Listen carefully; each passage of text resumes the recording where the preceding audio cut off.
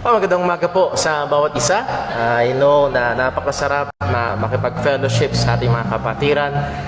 Pero it's time na tayo ho ay magsimula na sa atin hong gawain ng pagsamba. Ang ating mga kapatiran na sa labas ay inayayahan na hong magsipasok para tayo ho ay magsimula. Bago ho tayo dumako sa ating tawag sa pagsamba, tayo ho ay magkaroon muna ng ilang mga paalala, announcements.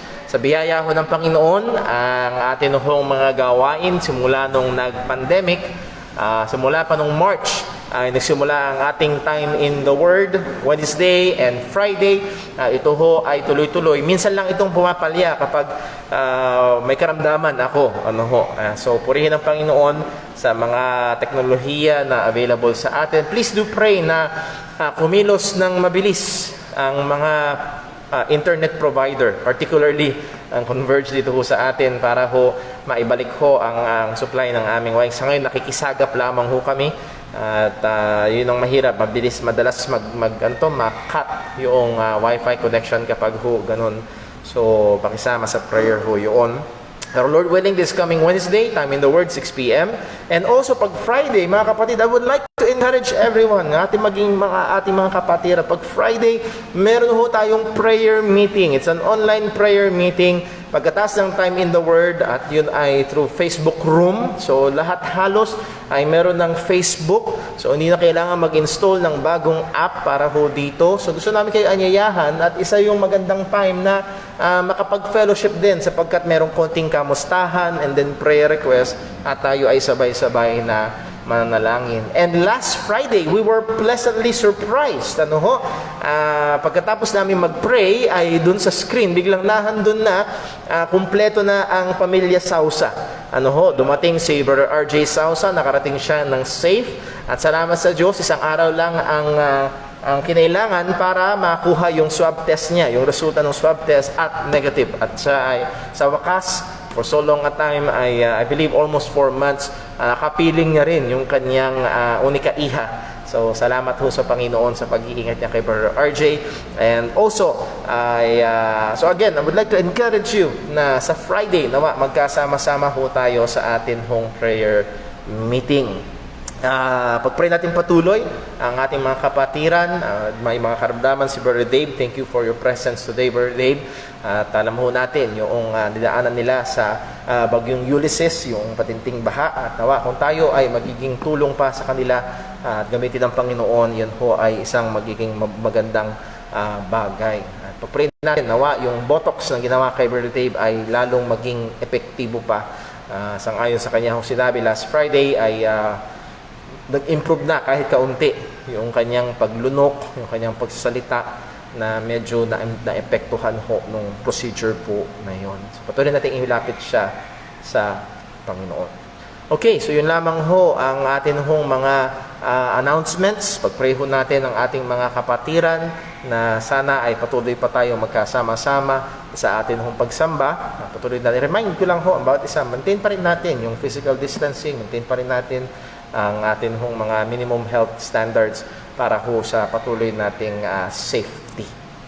So yun ho, ang ilang mga reminders natin ngayong umaga hong ito. Meron ba magsa-celebrate ng kaarawan? Meron ho ba? Si Brother Jun? Si Papa mo? Si Papa mo?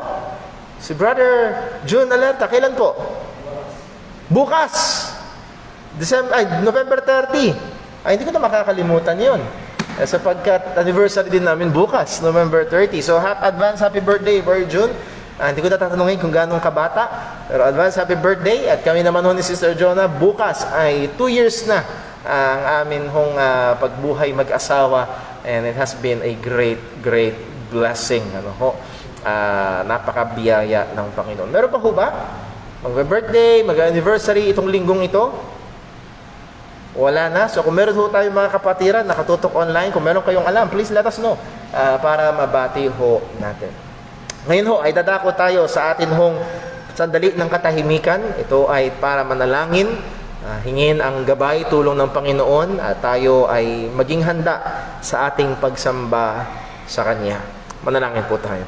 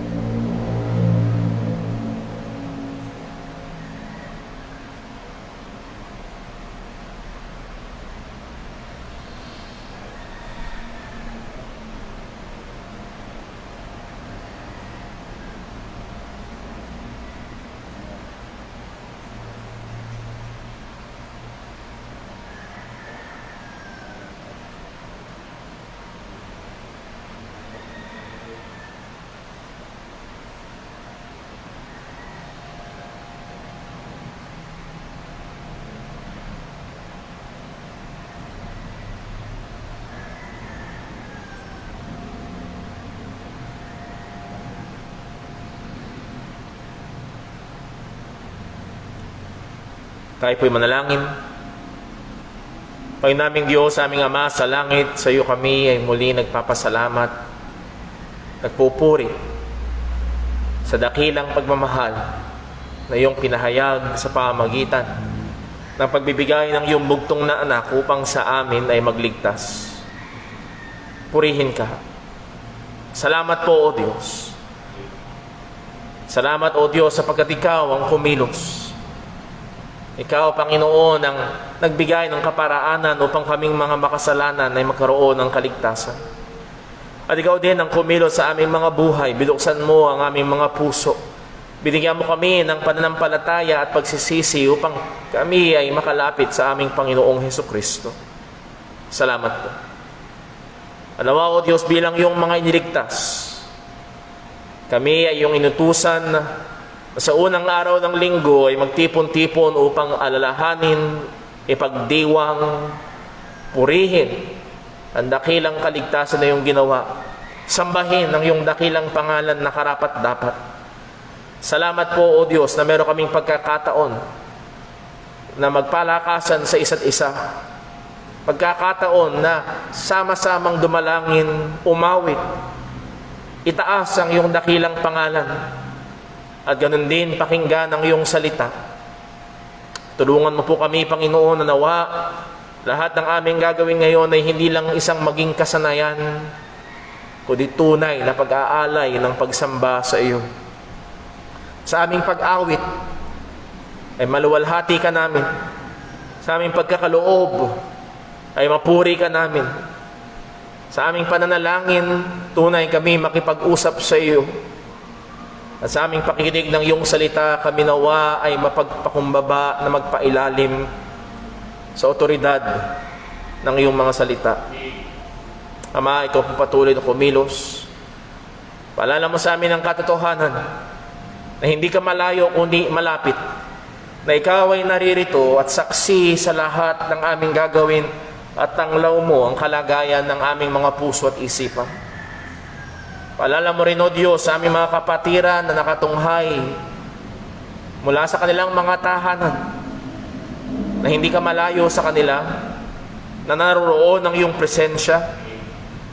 Anawa, ikaw rin ang tumulong at gumabay na maituon nila ang kanilang sarili sa tunay na pagsamba. Ama, ikaw lamang ang maluwalhati sa aming kalagitnaan, at ikaw rin ang umabot, mahabag, sa mga hindi patunay na sumasampalataya sa Ebanghelyo. Magligtas ka po.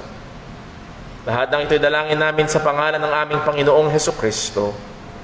Amen. Tayo po'y tumayong lahat at tumawid sa Panginoon.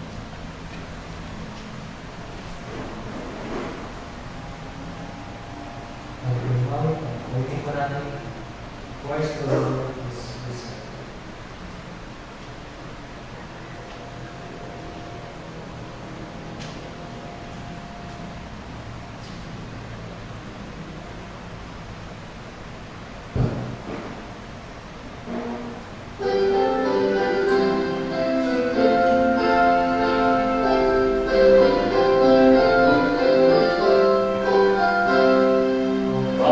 the Lord is risen today.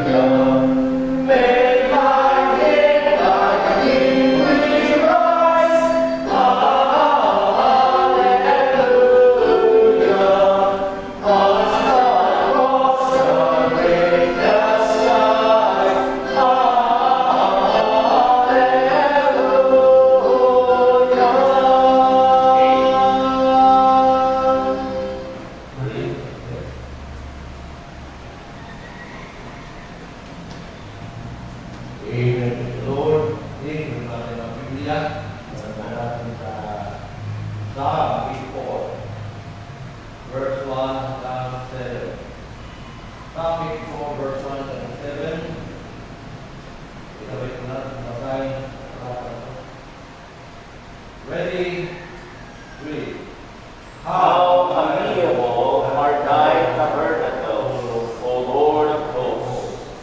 My soul longeth, yea, even fainteth, for the course of the Lord. My heart and my flesh crieth out for the living God. Yea, the sparrow hath found an house, and the swallow a nest for herself, where she may lay her young, even thy altars, O Lord of hosts, my King and my God. Blessed are they that dwell in thy house, they will be still praising thee. Blessed is the man whose strength is in thee, in whose heart are the ways of them, who passes through the valley of Baca, make it a well, and rain also fill the pools. They go from strength to strength, every one of them in Zion appeareth before God. Amen. Maraming Diyos na sa langit, doon muli ang buhay, napupuli ng kapasalamat ng kanilang pangalan. Lord, hindi po, din biyaya ng buhay ng buhay ko, upang ang Panginoon puri para mamuli. Salamat po ang muli, ang buhay na rin ko, hindi dahil sa aming sarili, Panginoon, muli sa inyo. Kung anak, wala po kami nakakalapit po sa inyo. Tulong, muli, kayong biyaya, nagkaroon sa amin, Panginoon, lalo-lalo, Panginoon, sa biyaya sa salita ng Panginoon. Salamat po, Panginoon. Dahil po ng mga Panginoon, hindi po, kapangyarihan ng Panginoon na nalalaman namin. Panginoon po, nasa inyo. Salamat po, Panginoon, muli ng anak ng Panginoon Kristo na muli na po ang umpos sa amin mula sa mga kasalanan. Kaya po, Panginoon, muli, pabagay tulong, nawag, itasan din namin ang pangalan, hindi ko mag-aawitan, magpupuri, hindi ko mag-aaral ng salita, Ama, magsalit po ang mga puso ko ang nawalan. Hindi po ang kumilos Ama, sapagkat paano natin lahat, Panginoon, ang namin Panginoon, na silang po ang pag-asa, wala ko kayo, Panginoon, wala dito. Kaya po niya, Ama, araw ninyo, ibigay sa amin, ibigay sa amin ang kalakasan upang kami makapunta sa bawat mga tunay. Panginoon, bawat kami Panginoon umaasa sa inyong lamang. Panginoon, lumayo po kami sa buhay nito. Tunay na kami po ay nasa aming mga lamang na tunay na paglabas sa kanya. Tawad po ang mga muli, mga kasalanan na ang lawas ng walang kami namin, Panginoon, ito ay ginagawa dito na kami. Tulungan niyo kami, kapatid mo namin kaya gunay. Wala nang maligtas ng mga, tulungan po kayo kung saan ang Panginoon. Yes. Salamat po lang mga kaya. Kailan po ang pinakapulihan, ang salamat. At kami po ay mga iba, kami po ang maintas. Kami po ang mga ulit. Ayaw po, Panginoon. Yung po makakalong, lahat po ay sinabi ng Panginoon upang maintas ang magiging pangalan. Hindi lang po sa araw na ito, Panginoon, hindi po sa aking buong buhay, sa araw-araw, Panginoon. Natin yung Panginoon, tulungan po, Panginoon, ang bawat isa.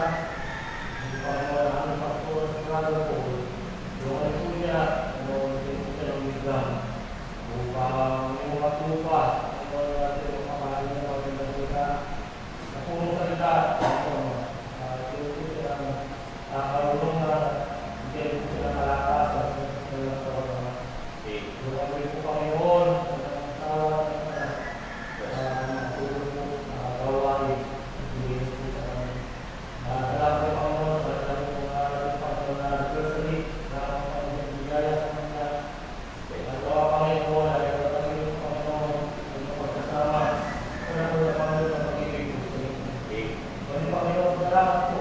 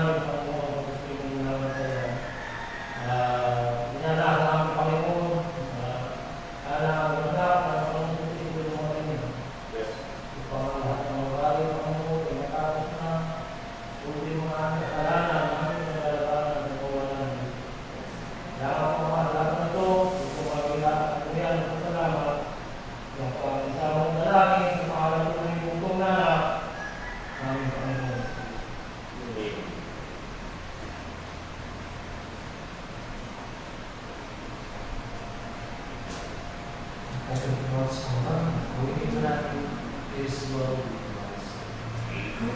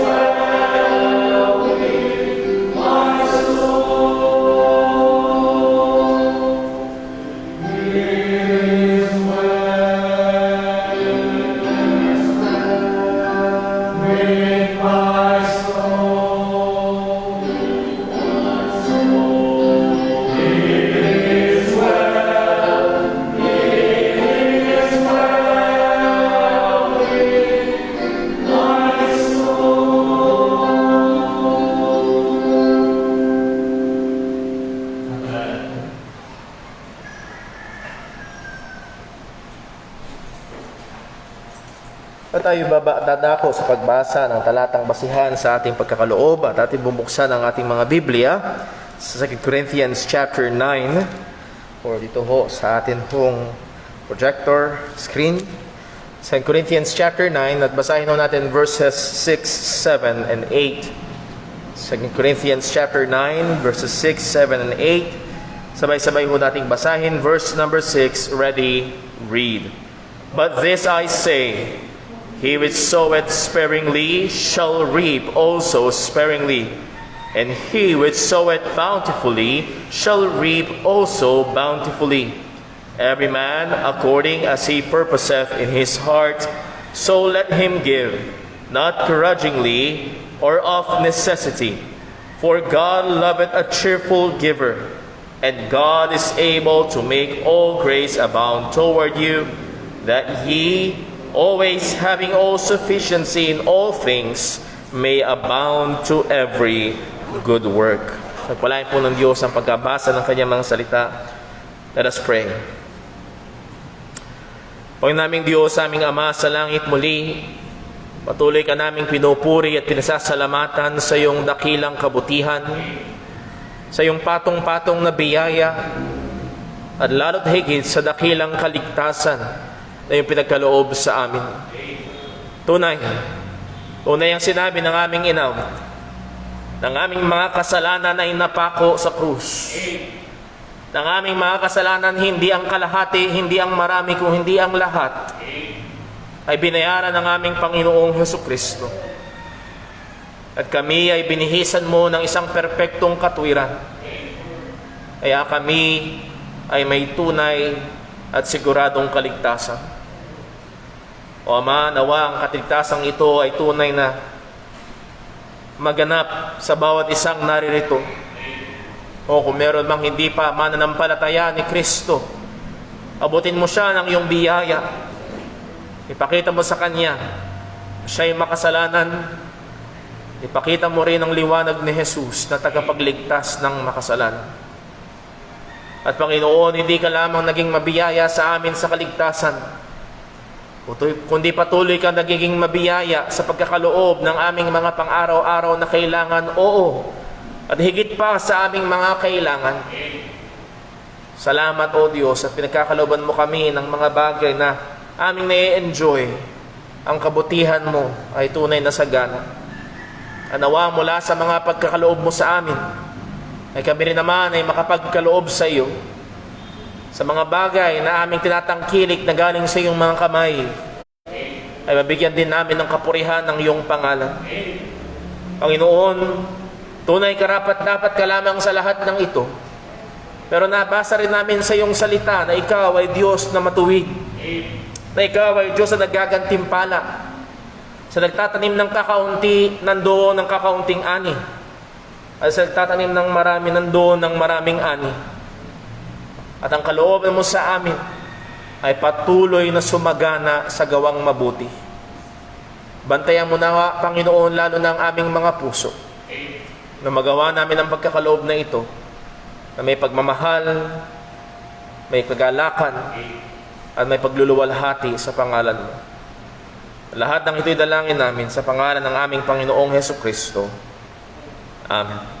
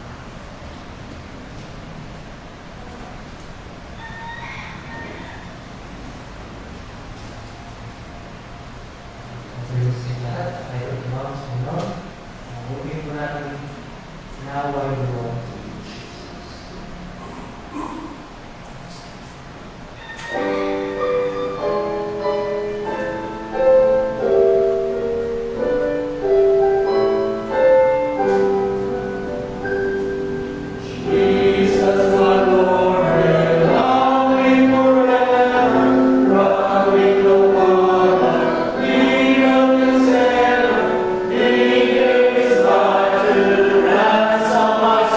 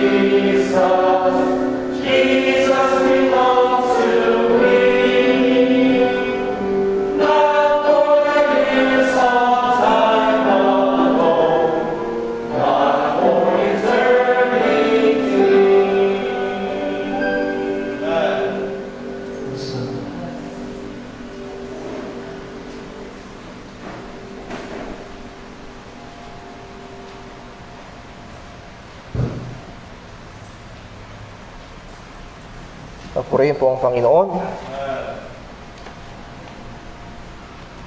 Tayo dumako sa ating pag-aaral ng salita ng Diyos. At the early part ng buwan na ito ng November, ay marami ang tumutok sa naganap na eleksyon sa Amerika. And as far as I know, ay hindi pa rin nagko-concede ang kasalukuyang presidente na si Donald Trump. Nevertheless, sa wakas, ay pumayag na siya na makipagtulungan sa transition government. Well, marami ang tumutok dito sapagkat alam ng marami ang magiging epekto sa pagpapalit ng lideratura. At maaaring isa sa mga binibigyang pansin na dahilan kung bakit natalo si Donald Trump ay ang paraan ng pag-handle niya sa dumating na pandemyang COVID-19. Makikita ho natin dito ang pangangailangan ng isang seryoso, isang tapat, isang mahusay na pangunguna o nangunguna, lalo na kapag dumarating ang maraming mga problema o trahedya.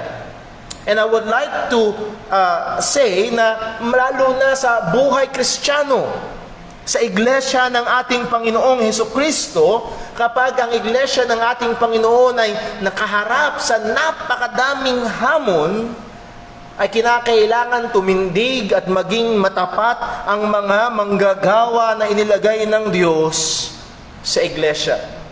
At babalik ho tayo dito sa ating pag-aaral sa 1 Peter chapter 5, na kung saan tinawag ni Apostol Pedro ang atensyon na mga elders, or another word is mga pastors sa iglesia ng ating Panginoong Kristo na nakaharap sa matinding pagsubok, na sila ay dapat maging matapat sa panawagan ng Panginoon sa kanila na tagapagpastol or pastor ng iglesia ng ating Panginoong Hesukristo. So tayo ito mayong lahat at basahin natin ng salita ng Diyos, 1 Peter chapter 5. 1 Peter chapter 5, and we'll be reading verses 1 up to verse number 4.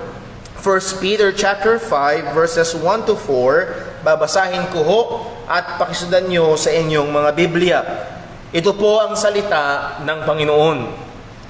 The elders which are among you I exhort, who am also an elder, and a witness of the sufferings of Christ, and also a partaker of the glory that shall be revealed.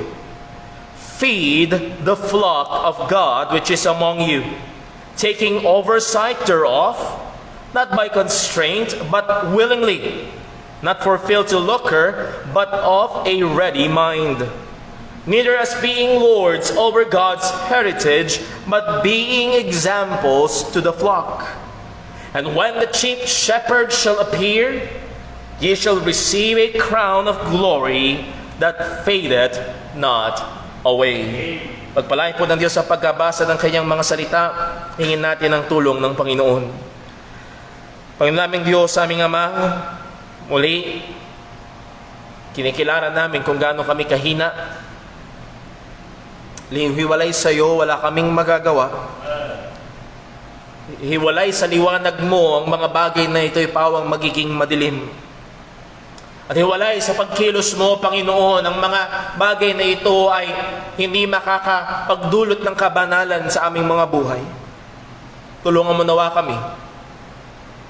Ang iyong banal na Espiritu nawa ay patuloy na malayang kumilos at gamitin ng iyong salita na matalim, makapangyarihan at buhay upang patuloy na magturo, magbago sa amin at lalo't higit magligtas ng mga wala pa kay Kristo.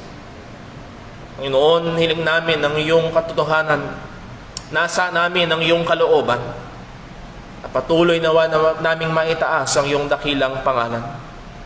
Dalangin namin itong lahat sa pangalan ng aming Panginoong Hesukristo. Amen. Marito po magsiupo ang bawat isa. And if you remember, ito ho ay pagpapatuloy ng ating naputol na pag-aaral last Sunday. Attention to churches, pastors of churches. Itinatawag ang atensyon ng mga pastor sa iglesia ng ating Panginoong Hesukristo. At ang pinakamensahe ho ay ito: the church needs their God-given pastors to fulfill their God-given duties faithfully. Kailangan ng mga iglesia ang kanilang mga pastor na ibinigay ng Panginoon na tupdin ng may katapatan ang mga gawain na ibinigay sa kanila ng Panginoon.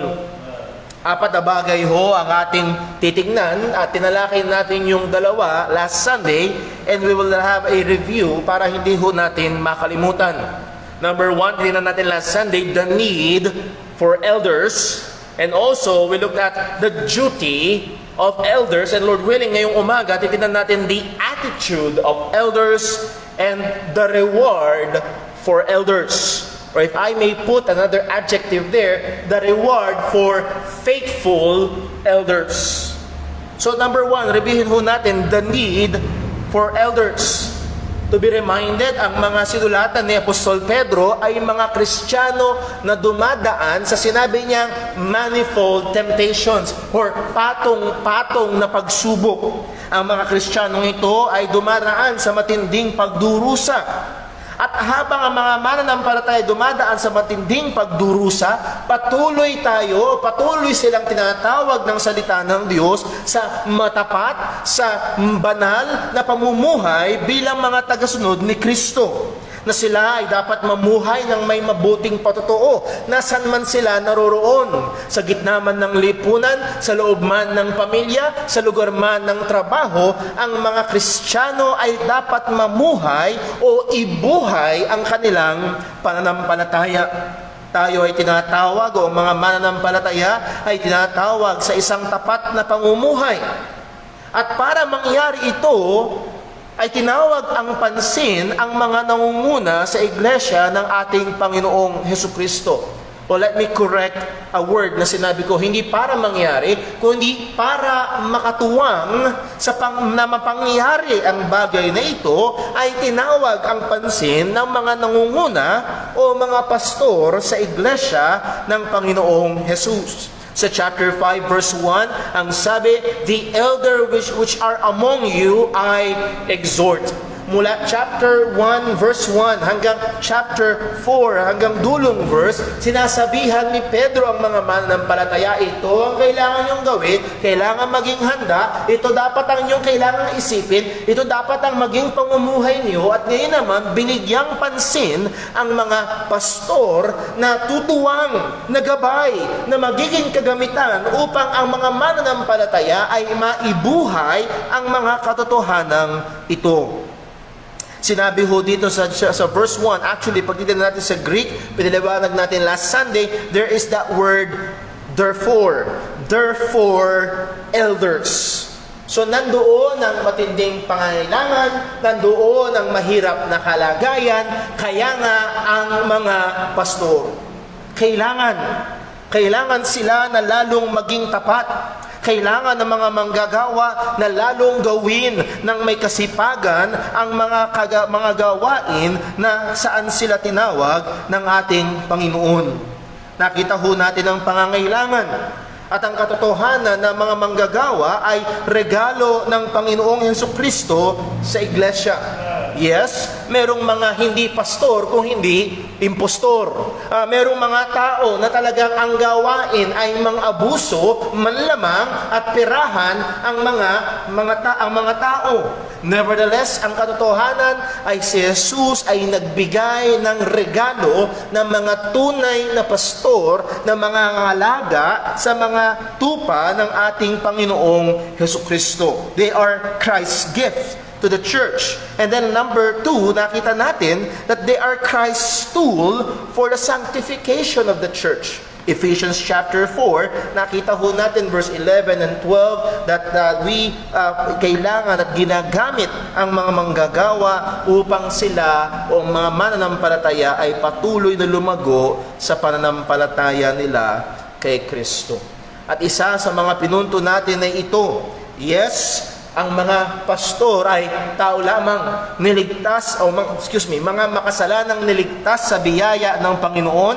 Kaming mga manggagawa ay kagaya nyo rin, dumadaan pa rin sa proseso ng pagbabanal ng Panginoon, na doon pa rin ang struggle sa mga nakatahang kasalanan. O lumayo tayo sa mga taong nagpapanggap na wala ng epekto sa kanila ang kasalanan. Anong itutulong sa inyo noon? Kundi narito ang mga manggagawa ng Panginoon at ang Diyos sa kanyang walang hanggang karunungan, biyaya at pagmamahal sa kanyang iglesia. Nakita niya na karapat-dapat maglagay ng mga makasalanan na siniligtas ng biyaya, na nakikipaglaban pa rin sa kasalanan at dumadaan pa rin sa proseso ng pagbabanal ng buhay, na ilagay upang magpastor sa kanyang mga iglesia at maging kagamitan sa pagpapalago sa pananampalataya ng mga Kristiyano. Iyon ang nilagay ng Panginoon. So, kung maglalagay ho tayo ng wanted sign, wanted perfect pastor, walang papasa. Pero kahit na nandoon ang mga kakapusan, nandoon ang mga kahinaan, ang mga pastor na ito ng iglesia ay regalo at kagamitan ng Panginoon sa kanyang mga tao.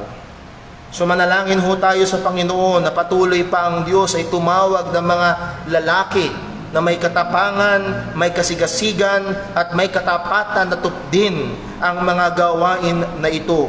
Nawa, loobin ng Panginoon mula sa ating iglesia at ipanalangin natin nawa mula sa ating iglesia ay tumawag pa ang Panginoon ng mga kalalakihan na mag-aalaga sa mga tupa ng Panginoon. Kundi man sa church na ito, ay tawagin sila na magsimula ng gawain sa ibang lugar, sa patuloy na ikakaabante ng pangangaral ng Ebanghelyo at ikababanal ng mga mananampalataya. So the need for pastors or elders. Number 2, the duty of elders. The duty of pastors. So makikita, papansin nyo, ginagamit natin to alternately dahil it means the same. Maging sa 1 Timothy chapter 3, yung word na bishop, it means also the same. Huwag nating isipin na mas mataas. Sa Roman Catholic Church, mas mataas ang bishop. Pero sa Bible, elders, pastors, and bishop are all the same. Well, the duty of pastors. Tingnan natin ang tatlo mula sa verse 2 and 3. The duty of feeding, of taking oversight, and being a pattern. Una, the duty of feeding. Ang sabi ni Pedro sa 1 Peter 5 verse 2, feed the flock of God which is among you. If you remember that word feed, ang ibig sabihin talaga nito is to tend, to watch, to keep, to take care. So alagaan, bantayan, ingatan ang mga tupa o ang kawan ng Panginoong Hesukristo, ang iglesia ng ating Panginoong Hesukristo. Pero isa sa madalas dinidiinan sa Biblia sa paraan ng pangangalaga ay ang pagpapakain. So ang pag-aalaga ay hindi lamang pagpapakain, pero sa lengguwahe ng Biblia, isa sa mga pangunahing paraan o pangangailangan sa pag-aalaga sa iglesia ng Panginoon ay ang pagpapakain. At ano ang ipapakain? Last Sunday nagpakain kami, pero sana hindi niyo nasahan na meron ulit ngayon. Pero meron pa rin tayong pagpapakain ngayon, hindi ng pisikal na pagkain, kung hindi pagpapakain ng mga katotohanan ng salita ng Panginoon. Ang sabi ng ating Panginoong Yesus, panalangin niya sa Ama, sanctify them by thy truth, thy word is truth. Isa or pangunahing kagamitan ng Diyos para banalin ang mga mananampalataya ay ang salita ng Diyos, at ang Panginoon sa kanyang karunungan ay nagbigay ng mga tagapangaral, tagapagturo ng salita ng Diyos. To feed the flock of God. Pakainin ng may katapatan, pakainin ng may kasipagan, pakainin ng may pag-iingat. pakainin ng tama, hinahandle ng tama ang salita ng Diyos, ina-apply ng tama ang salita ng Panginoon? O mga kapatid, merong mga kapasturan na ang kanilang gusto na ipakain sa mga mananampalataya ay hindi ang katotohanan ng Diyos, kung hindi yung kanilang ideya. Ang gustong ibigay nila sa mga tao ng Panginoon, sa mga tupa ng ating Panginoong Jesucristo ay hindi ang salita ng Diyos, kung hindi ang salita ng kultura. Ang sinasabi nila ay hindi, "Thus saith the Lord," kung hindi, "Thus saith fashion," "That saith culture," "That saith magazine," or yung iba, "Thus saith Boy Abunda." No, ang ating pagpapakain sa iglesia ng ating Panginoong Jesucristo is, "Thus saith the Lord." Iyon ang sabi ng salita ng Panginoon. Isa sa mga kailangan at pakaingatan ng manggagawa ay pag binuksan niya ang salita ng Diyos ay kanyang tiyakin na ang mensahe ay ang mensahe ng salita ng Diyos. Hindi mensahe ng kultura, hindi mensahe ng filosofiya, lalo't higit hindi mensahe ng sama ng loob ng pastor. Feed the flock of God. Nung sinabihan ni Pablo si Timothy na perilous time shall come, ang kanyang utos pa rin, preach the word. Sinabihan ni Pablo si Timothy, that time will come that they will not endure sound doctrine, still preach the word. In season or out of season. There will be no time that preaching is not needed. Walang panahon at walang darating na panahon sa buhay ng iglesia ng ating Panginoong Jesucristo na hindi kailangan ang pangangaral ng salita ng Diyos. So kung ako ho ay magiging tapat sa utos na ito ng Diyos, kung ang mga susunod na magpapastor or na ilalagay ng Panginoon sa iglesyang ito ay magiging tapat, kung ang mga magpapastor sa iba't ibang mga iglesia ng ating Panginoon Jesucristo ay magiging tapat, magbibigay sila ng panahon, katampatang panahon sa pag-aaral, sa pangangaral ng salita ng Diyos. But sad to say, that is not the trend. Ang trend sa panahon natin ngayon, paiksiin ang pag-aaral, paiksiin ang pangangaral, padamihin, patagalin ang intakan at sayawan. No, feed the flock of God. Utos ho ito. At kung loobin ng Panginoon, dumating ang panahon na kayo ay ilipat ng Diyos sa ibang lugar. Look for a church na kung saan the pastor will be feeding the flock of God with the Word of God. Isa yun sa mga pangunahing hahanapin. Na nandoon ang matapat na pagtuturo ng salita ng Panginoon. Not just to feed, but to take oversight. Nandoon ang pagbabantay. That word oversight means to inspect, to look after, to care for. At isa ito sa mga gawain. Nandun ang pagbabantay, nandun ang pagmamasid. Sabi nga ng Proverbs 27 verse 23, "Be thou diligent to know the state of thy flocks, and look well to thy herds." Maging masipag ka na alamin ang estado, kamustahin ang mga tupa, ang kalagayan ng mga tupa sa iglesia ng ating Panginoong Hesukristo.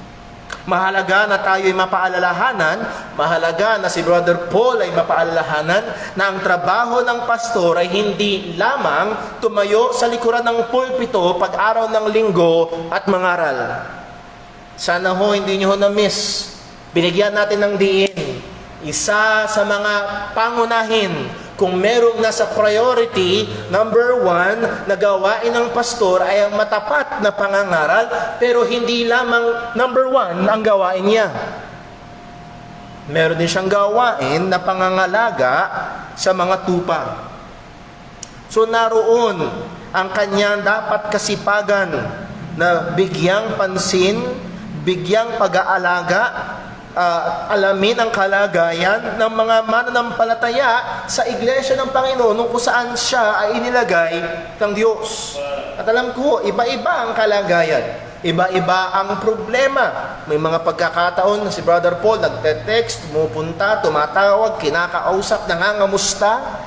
At yun ay bahagi ng aking trabaho na alamin, kamustahin ang inyong kalagayan. Panalangin. At kung kinakailangan, sabihan, i-correct, i-rebuke, sawayin, paalalahanan, hamunin, at lahat ng ito ay bahagi ng trabaho ng manggagawa. Sana makita niyo ho ang gawain ng pagpapastor ay hindi para sa tamad.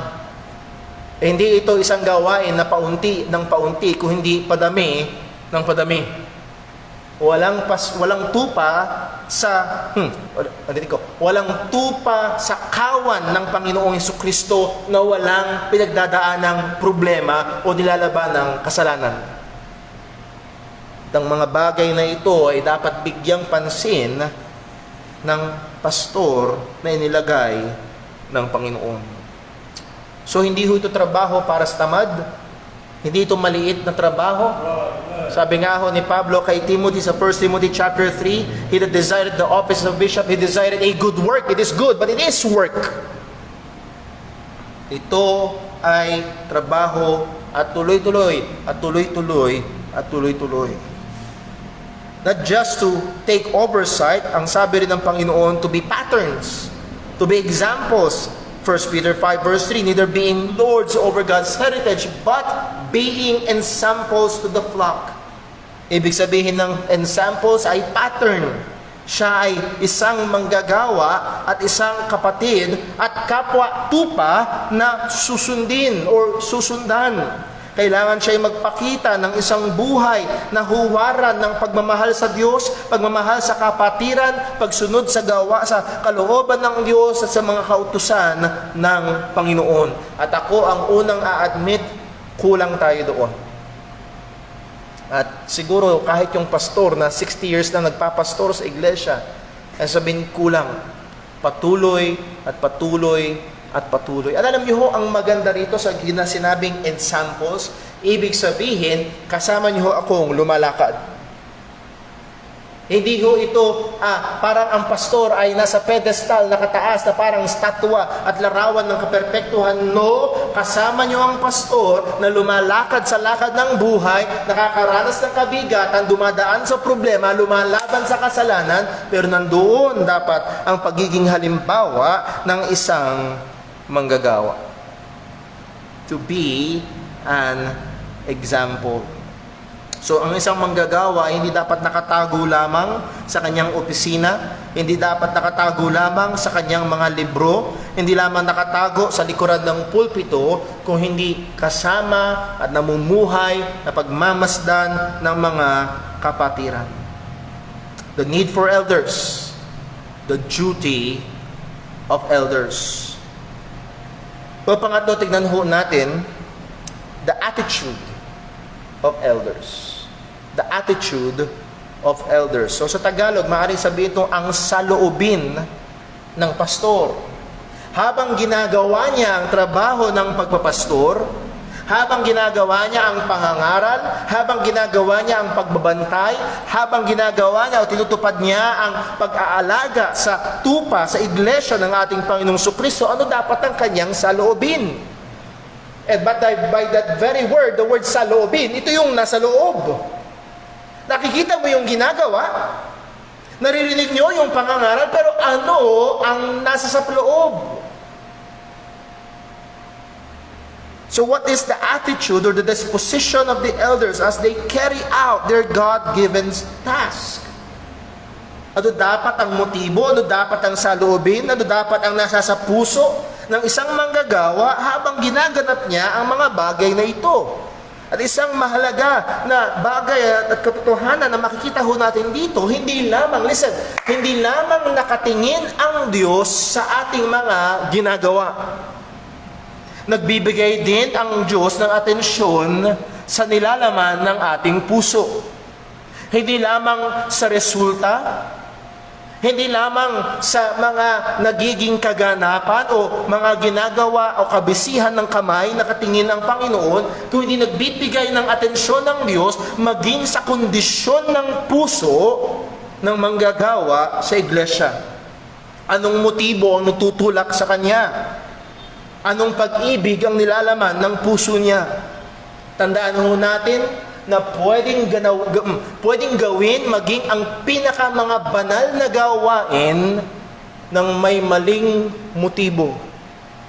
Naalala niyo ho sa Matthew chapter 6, may tatlong napakabuting gawain na sinabi si Jesus: pagbibigay ng limos, panalangin, at pag-aayuno. At laging may warning si Jesus, when you give alms, huwag kayo tutulad sa kanila. Pag mananalangin kayo, huwag kayo tutulad sa kanila. Pag kayo ay mag-aayuno, magpa-fasting, huwag kayo tutulad sa kanila. Bakit? Meron silang maling motibo. Anong motibo nila? Mapansin, palakpakan, saluduhan, bawan, hangaan ng tao. So ang punto ho ay ito.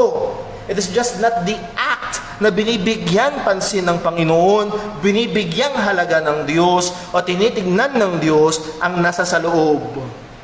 At mapasin ho natin sa verse 2 and 3, na doon yung 3 duties, and there are 3 attitudes or saloobin na dapat bantayan at bigyang pansin ng manggagawa na kanya itong mapanatili na maayos sa harapan ng Panginoon. Notice, there are 3 nots, N-O-T. May 3 huwag. May 3 bagay na dapat bantayan ang manggagawa na ito ay huwag mangyari na yun ang kanyang saloobin habang ginaganap niya yung kanyang trabaho bilang pastor sa iglesia ng ating Panginoong Hesukristo. Una, not by constraint. Pangalawa, not for filthy lucre. And pangatlo, neither or not being lords. So there are 3 negatives, 3 ways that a pastor must not execute his office with this attitude. 3 kasaloobin na hindi dapat nandoon sa puso ng manggagawa kapag habang ginaganap niya ang trabaho ng pagpapastor. So number 1, tingnan natin, not by constraint. Or another way, not by force. Now, hindi ibig sabihin ito na magpapastor siya na pinapuwersa niya, pinipilipit niya ang kamay, na pag hindi ka umattend ng Sunday, kinabukasan na sa bahay mo ng pastor, nakatutok na yung baril, attend ka ba next Sunday o hindi? Hindi yun ang ibig sabihin. Much more, ang puwersa na tinutukoy dito ay hindi doon sa mga tupa, kundi ang puwersa ay nahandoon sa manggagawa. That word constraint, anagkastos sa Greek, means by force, by compulsion, to be pressured, or to use coercion. Pagpuwersa, pamimilit, pagdidiin, pagtutulak. Ginagawa ito dahil may pumupuwersa. Hindi mo pinili, kung hindi para bang may baril na nakatutok sa iyong ulo at kailangan mong gawin ang mga bagay na ito. Para bang pag hinold up, lakad. Buksan mo yan. Tama? Hindi mo gusto? Pero dahil may puwersa na nakatutok sa iyo, may baril, may banta na nakatutok sa iyo, ginagawa mo ang mga bagay na yon. At ang sabi ng salita ng Diyos, ang manggagawa na gumaganap sa kanyang tungkulin ay hindi dapat by constraint. Ibig sabihin na ito, ayaw niyang gawin ang gawain na ito, pero kailangan niyang gawin at napupuwersa siyang gawin ito. Ibig sabihin ng by constraint ay ang kanyang puso ay wala dito, pero kailangang kumilos ang kanyang kamay. Anong aasahan natin kung by constraint? Una, wala doon ang kanyang puso. Nasa ibang bagay. Napakahirap, at siguro ang mga estudyante, mayroon kayong karanasan na ganito.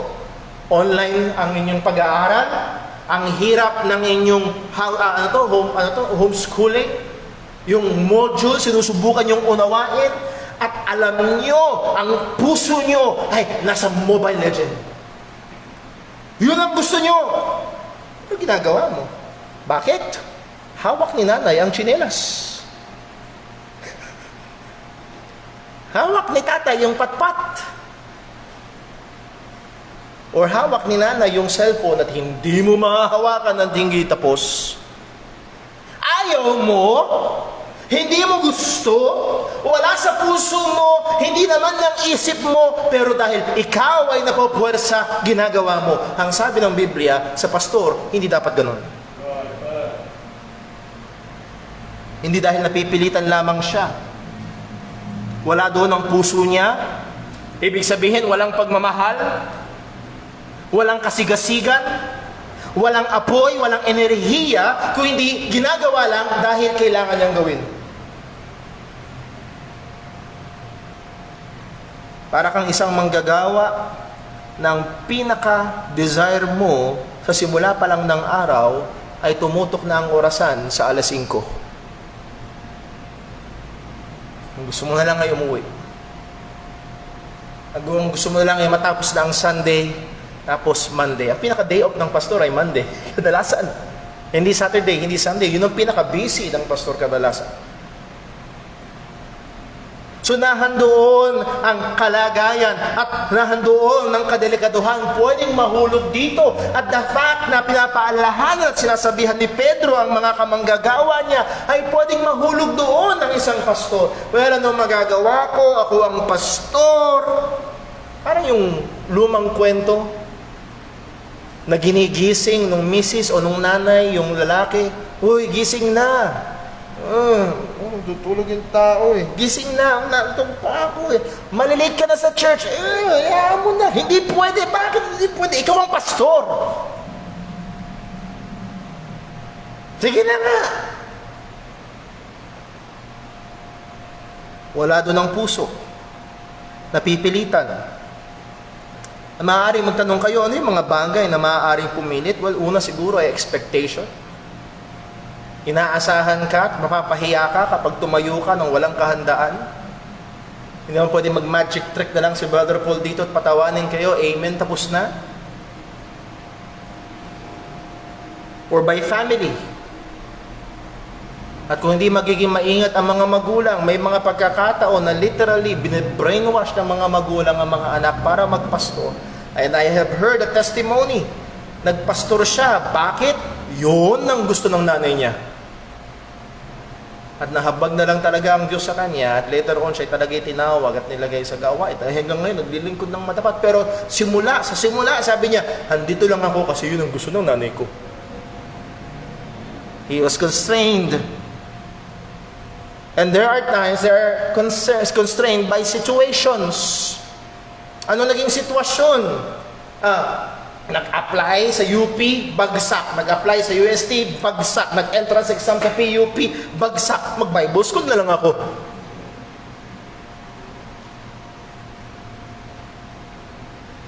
No. And merong kadelikaduhan na maaaring i-manipulate at puwersahin mismo ng pastor. Dahil sa kagustuhan na may maipagmalaki na mula sa aming church, 10 ang nagpastor. Lahat na lang ng kalalakihan, pinipilipit ang kamay, tinutulak, minamanipula para mag-Bible school, para magpastor. Now, I'm not saying na masama ang pagba-Bible school. Kung talagang tinawag ka ng Panginoon, ito ay isang maganda at biyaya ng Diyos. Pero kung hindi ka tinatawag sa pagpapastor, maaaring hindi yun ang dapat mong gawin. Kamakailan lamang ako'y nakikipag-usap sa isang kabataan na handun ang puso niya sa gawain. Gusto niya tumulong sa gawain. Gusto niya tulungan ng manggagawa. Handun ang puso niya. Pero ang lagi ko sinasabi, kaibigan, kapatid, kung tinatawag ka sa pagpapastor, magiging iba ang priority mo. Pero kung hindi, pwede kang businessman, pwede kang empleyado, pero binigyan ka ng kakayahan ng Panginoon na magturo, pwede pa rin yun. Pwede kang diakono ng church na may gift of teaching. Pwede pa rin yun. Parang si Brother Totoy, na diakono sa ating church, nagtatrabaho pa rin siya, at siya ay binigyan ng Panginoon ng may kakayahan at nag-i-improve yung kakayahan niya ng pagtuturo. Hindi kailangan maging pastor, pero I know for a fact that I have seen mga tao na kung saan minamanipula para magpastor, para maging worker. Actually, hindi worker ng church, kung hindi dakilang alalay ng pastor. Mag-iingat po tayo. Not by constraint. Not by constraint. Well, in contrast, paano dapat gawin ng manggagawa ang kanyang trabaho? Ang sabi, instead of being constrained, napupuwersa, napipilitan, but willingly. The word willingly means voluntarily, of one's own accord. Na doon yung kusang loob, hindi pinipilit. Ito ang iniisip niya, ito ang laman ng puso niya, ito ang gusto niyang gawin. Hindi mo kailangang puwersahin, hindi mo kailangang pilitin, hindi mo kailangang pagdiinan o pagtulakan, siya talaga ay patungo doon. Ginagawa niya ito dahil gusto niya, hindi niya ito ginagawa dahil wala na siyang ibang magagawa, kung hindi sa dami ng ibang pwede niyang gawin, ito ang gusto niyang gawin. Hindi mo siya kailangang tutukan ng baril para gawin ito. Actually, kahit tutukan mo siya ng baril, hindi niya titigilan ito. He must do it willingly. Kailangan niya, gusto niya, there is that desire to do the will of God. Desire to pastor the church of God, to feed the church of God, to oversee the church of God. Ang iyong puso ay nahandoon, nakatutok at nakalaan na tukdi ng mga gawain na ito na ibinigay ng Panginoon, at lahat ng ibang mga oportunidad ay tila baga walang halaga kumpara sa gawain na kung saan inilagay ng Diyos.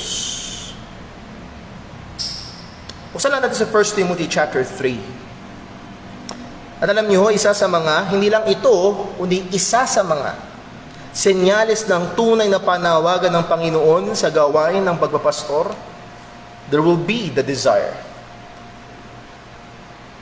There will be the desire.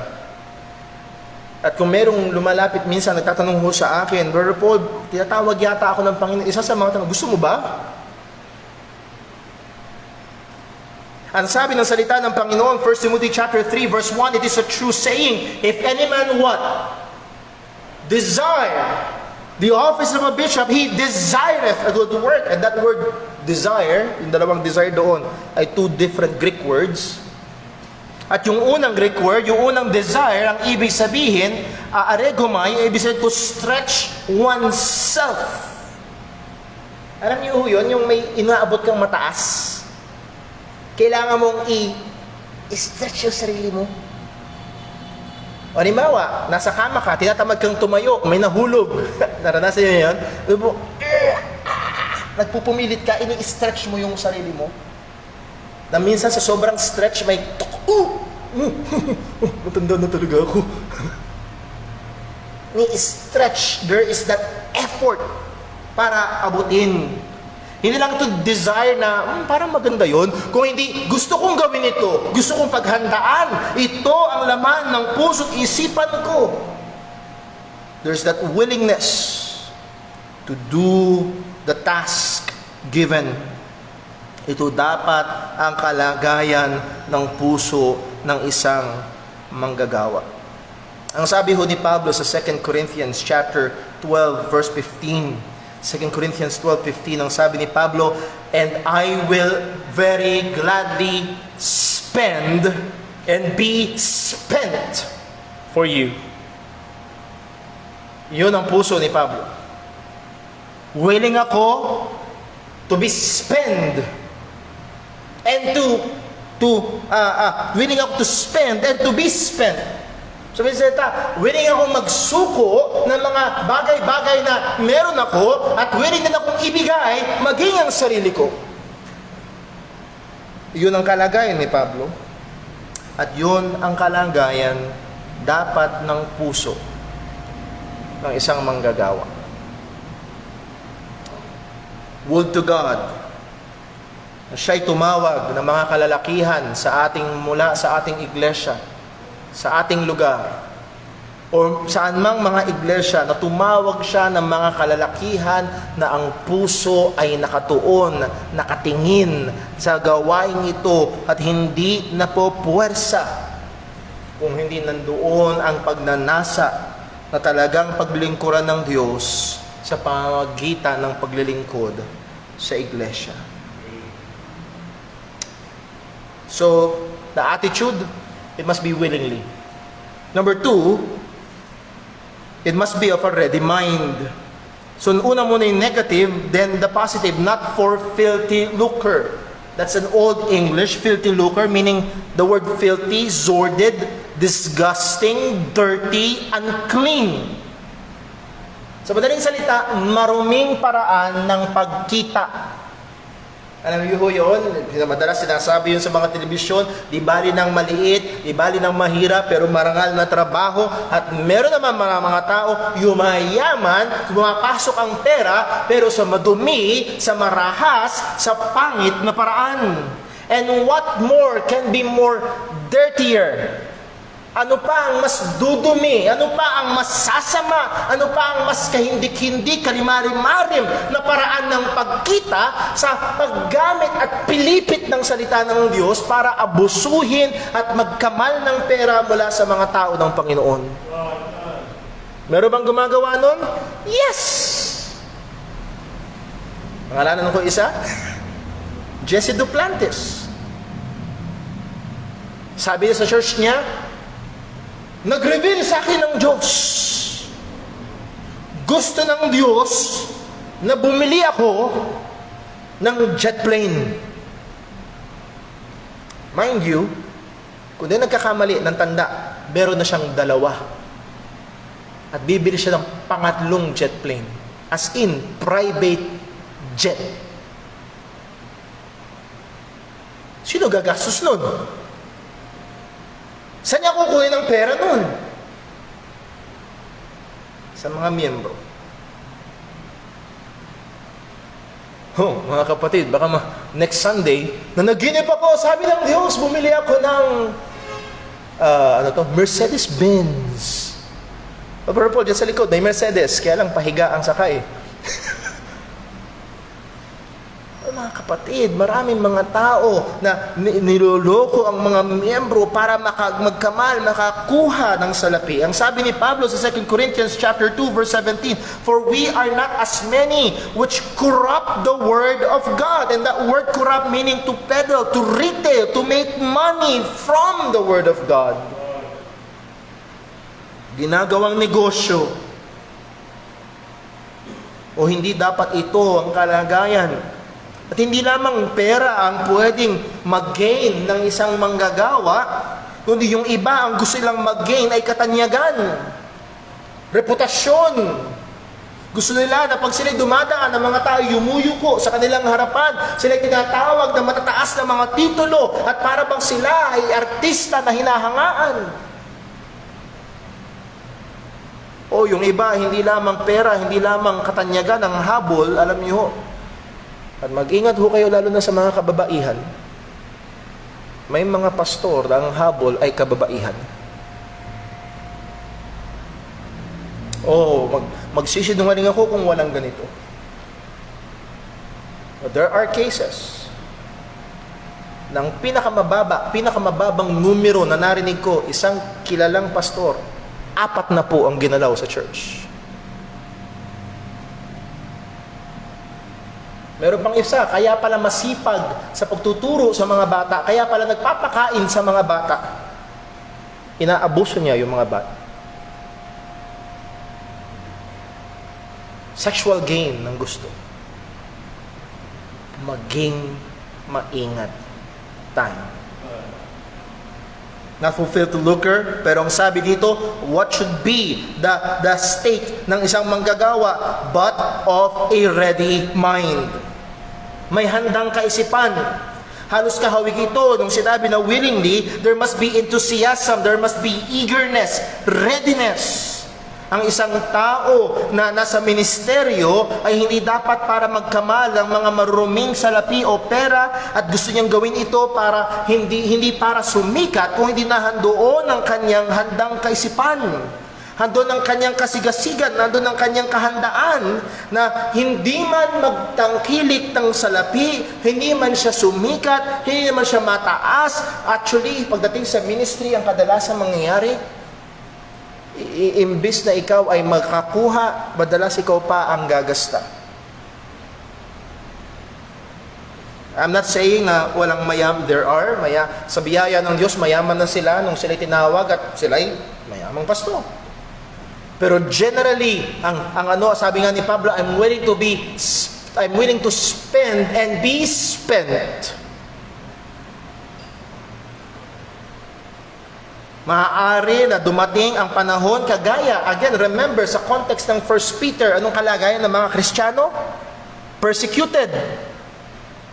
Sinong una na magko-comfort sa mga Kristiyano? Sinong una na hahakbang para sumubok magkaloob sa mga pangangailangan ng persecuted na mga mananampalataya? Mauuna ang manggagawa. Not to gain, but to the loss of comfort, time, rest, reputation, and even money or material things. And highly of all, the possibility of the loss of his own life. Kapag dumating ang oso o ang leon at mangunguha ng tupa, sino ang unang tatayo sa gitna at ipagtatanggol sila? Dapat ang manggagawa of a ready mind. And then number 3, neither being lords over God's heritage. Katakureo. The word kata meaning negative, not kureo, na ibig sabihin is dominion, not to exercise dominion. Not to exercise lordship. Not to subdue, not to be a master, not to be a ruler, not to be a king. At sa salita na maunawaan natin lahat, not to be a boss in the church. Napaka matinding kontra. Alam niyo ang salitang minister? Ano ibig sabihin ng minister? Servant. At napakatinding kontra kung yung minister sa church, siya ang tumatayong bossing-bossing. Yes, the pastor is a leader, but he is not a bossing. Sabi nga, hindi siya taga-utos, siya ay ehemplo. Ibig sabihin, siya ay nangunguna at gumagawa. Again, ang sabi dito, not being lords over God's heritage, bigyang diin, it is God's heritage. It is God's acquisition. It is God's property. It is God's people. It is God's church. Sino ka para maging bossing, umaktong Panginoon sa iglesia ng Panginoong Jesucristo? Hindi mo pagmamayari ito. At napakarami ang gumagawa ng pang-aabuso na ganito sa gawain ng Panginoon. Ang mga pastor ay dapat gumawa at magtrabaho, hindi tila baga ang iglesia ay pagmamayari nila. Sabi nga ni Pablo sa mga pastor sa Ephesus, feed the church of God which He hath purchased with His own blood. Hindi ko kayo pagmamayari. Kayo ay mananampalataya ng Panginoong Jesucristo. Tayo ay pagmamayari ng ating Panginoong Jesucristo. At hindi dapat isipin kung paano ko mahuhutusan to, paano ko mapapakinabangan to, paano ko at hindi dapat tumindig na tila baga isang diktador ang isang pastor. At alam niyo, sa Biblia pa lamang meron ng mga ganito. Sa Acts chapter 20 verse 30, ang sabi ni Pablo sa mga pastor sa Ephesus, also of your own self shall men arise speaking perverse things to draw away disciples after them. Ang layunin ng mga pastor, may mga pastor na ang layunin ay humatak ng mga tagasunod nila, hindi gawing tagasunod ni Kristo ang mga tao. O mga kapatid, ayoko ng tagasunod ko. Ang layunin ho natin dito ay gawin at patuloy na tulungan ng bawat isa na maging tagasunod ng ating Panginoong Jesucristo. Sa 3 John chapter 1 verse 9, ang sabi ni Juan, I wrote unto the church, but Diotrephes, who loveth to have the preeminence among them, receive us not. One of these days we will preach on this verse, but to let you see, si John, na apostol ng Panginoon, na revelation bearer, sumulat sa church, at si Diotrephes, na isa sa mga manggagawa, hindi tinanggap yun. Sabi niya, huwag niyong pakinggan si John, ako ang pakinggan niyo. Ito ang katumbas, huwag niyong pakinggan ang salita ng Diyos, ako ang pakinggan niyo. Ang pastor ang masusunod. Hindi thus saith the Lord, thus saith the pastor. Alam niyo may mga church, ganun ang kalagayan. May mga church na magdidesisyon kung sino mapang-aasawa ng mga membro ay yung pastor.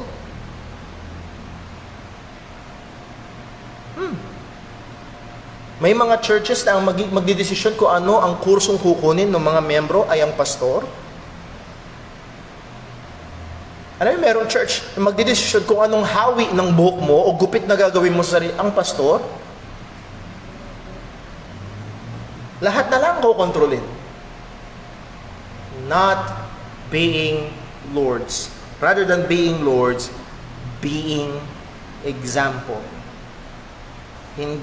Sila ay dapat maging halimbawa. Halimbawa sa pagsunod, halimbawa sa pagmumuhay, halimbawa ng pagiging tagasunod ni Kristo. And again, that is the point. Ang layunin na hindi gumawa ng mga tagasunod ng pastor, kundi siya'y maging halimbawa na tagasunod ni Kristo. And lastly, dito tayo matatapos, mabilis lamang, verse 4, the reward for elders. Sana kung nakikita niyo, Brother Paul, ang hirap pala. Ang hirap pala. Sa ibang trabaho, pwede mong gawin ang trabaho na ang puso mo ay wala doon, at sa sweldo ka.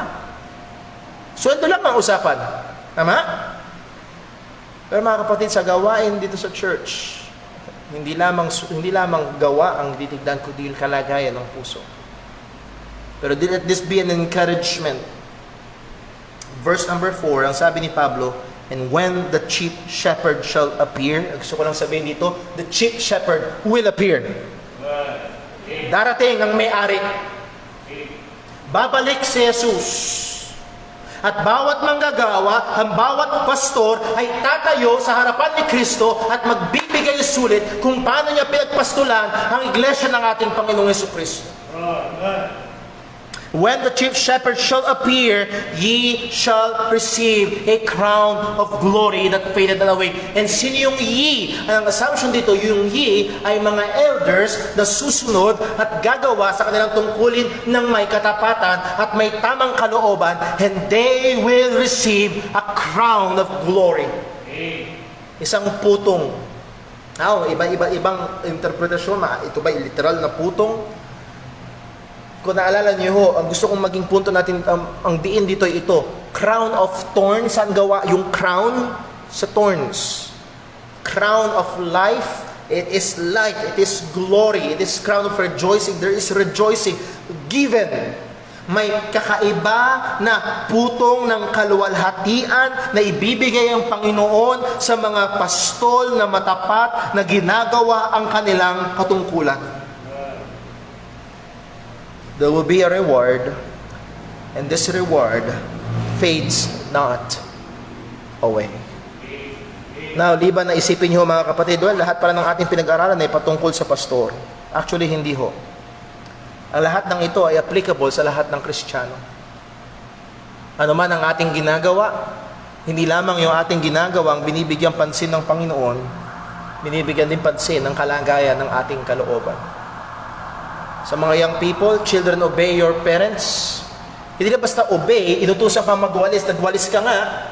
Habang nagwawalis ka, sa sobrang diin ng pagwawalis, napupudpud yung sahig. Nakakalbo yung walis. Pero pagkatapos yung sabihin, children, obey your parents, sa verse 2, Ephesians chapter 6, honor your father and your mother.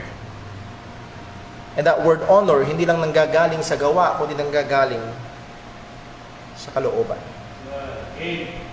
So, maging tayo mga Kristiyano, hindi lamang ang ating gawa ang binibigyang pansin, kundi yung kalagayan ng ating kalooban. Kung tayo ay naglilingkod sa Diyos, hindi lamang dahil napipilitan tayo, kundi dahil ito ay isang bagay na mahal natin at gusto natin gawing paglilingkod para sa Panginoon. And mind you mga kapatid, hindi lamang mga pastor minsan ang nang-aabuso sa church. Merong mga tao na minsan, literal na nangyari, Isa sa mga deacon, hindi dito, hindi dito. Yung mga deacon ang nag-handle ng offering, nagtataka yung mga tao sa church, bakit parang kinukulang? Yung pala yung deacon, pagkakuha ng offering, pagdaan, bago makarating sa office, magbubulsa. Yung treasurer, ng dodoktor. Pwede ba? Pwede.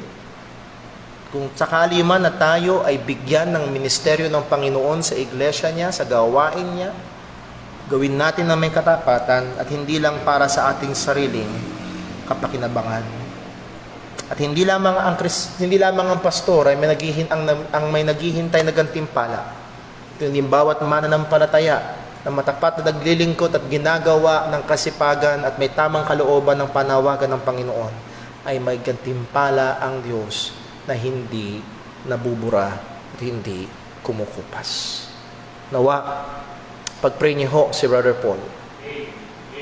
Gaya ng sabi ko ho kanina, ako ho ay isang makasalanan niligtas ng biyaya. Bakit patuloy nakikipaglaban sa kasalanan? Patuloy na dumadaan sa proseso ng pagpapakabanal, kagaya ninyo. May kakapusan, may kahinaan, may mga pagkakataon na may katamaran. Nawa, sabi ng salita ng Panginoon, magpaalalahanan tayo sa isa't isa. Magpalakasan tayo sa isa't isa. Magbantayan tayo sa isa't isa. At mga kapatid, isa sa mga pinakakailangan ko ito, magpanalanginan tayo sa isa't isa. Pray natin, ibang mga kamanggagawa. Pag-pray natin ang mga kapastoran.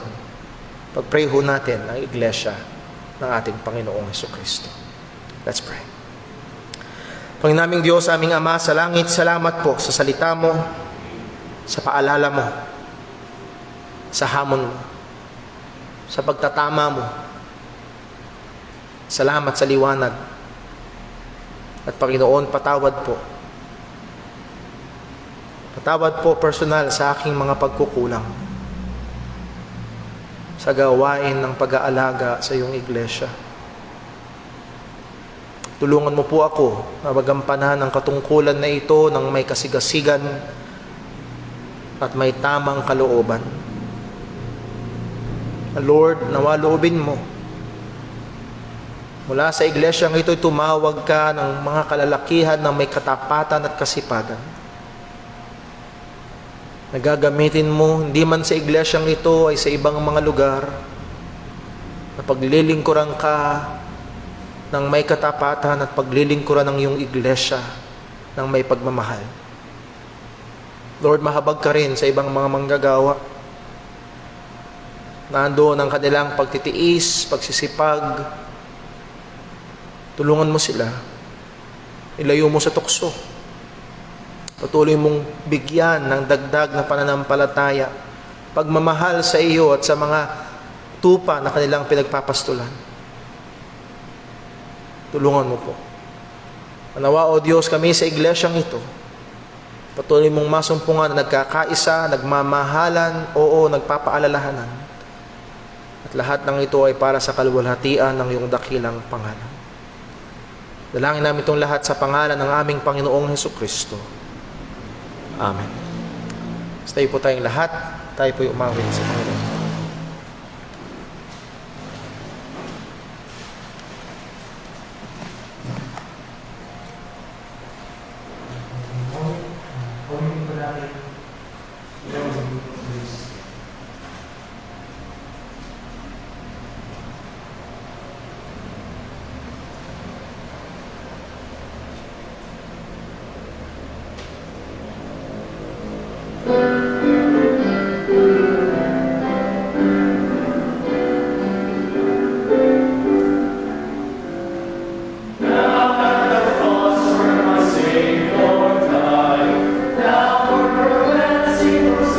I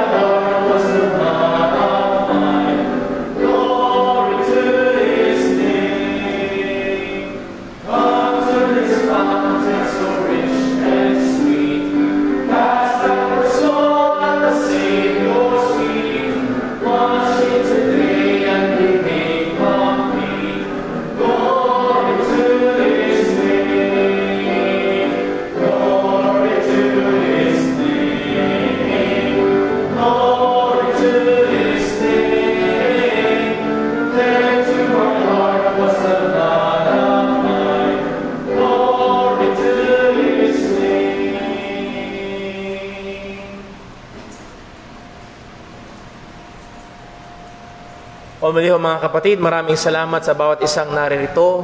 Ingat po tayong lahat. At nawa, kagaya ng sabi ng salita ng Diyos, hindi lamang tayo maging tagapakinig, kundi maging tagaganap ng kanyang mga salita. Pagpalain ng Diyos ang bawat gawa ng ating mga kamay. Saan man tayo naroroon, ibuhay natin ang isang buhay na karapat-dapat sa Ebanghelyo. Ingat po tayo. God bless. We are dismissed.